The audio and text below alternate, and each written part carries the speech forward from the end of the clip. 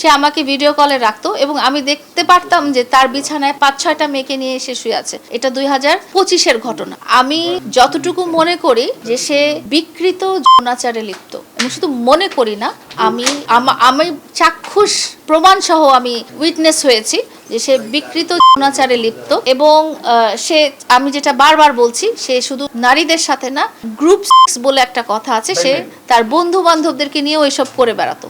এবং সেগুলোর ভিডিও প্রমাণ আপনাদেরকে আমি একটা সময় পাঠিয়েছিলাম, যখন অনামিকা ঐশী এবং আরো কিছু নারীর সাথে তার শারীরিক সম্পর্কের ছবি আমার সামনে চলে আসে। এবং সে যেটা করে সেটা হচ্ছে যে সে যে কোনো জেন্ডারের মানুষের সাথেই সে শারীরিকভাবে সম্পর্ক করে, যে কোনো জেন্ডার, সেটা পুরুষ হোক, সেটা থার্ড জেন্ডার হোক, সেটা ট্রান্স হোক, তার কাছে সেগুলো কোনো ব্যাপারই না। সে বিকৃত যৌনাচারে লিপ্ত, এবং সেটা মাদক গ্রহণের কারণেই হোক না কেন, নাকি এটা ছোটবেলার অভ্যাসই হোক না কেন, আমি বলতে চাই তার যে বড় ভাই আছে, কথা বলতে পারে না, সেই বড় ভাইয়ের একজন প্রথম স্ত্রী আছে যিনি এখনো করাইল বস্তিতেই থাকেন। সেই স্ত্রী আমার সাথে যোগাযোগ করেছিলেন এবং উনি আমাকে সাবধান করে দিয়েছিলেন, মামুন যখন ওই যে করাইল বস্তিতেই ছিল, ক্লাস 3-4-এ থাকতো, সেই বয়সে সে নাকি দুই পাশে দুইটা মেয়ে নিয়ে একই কম্বলের নিচে ঘুমাতো।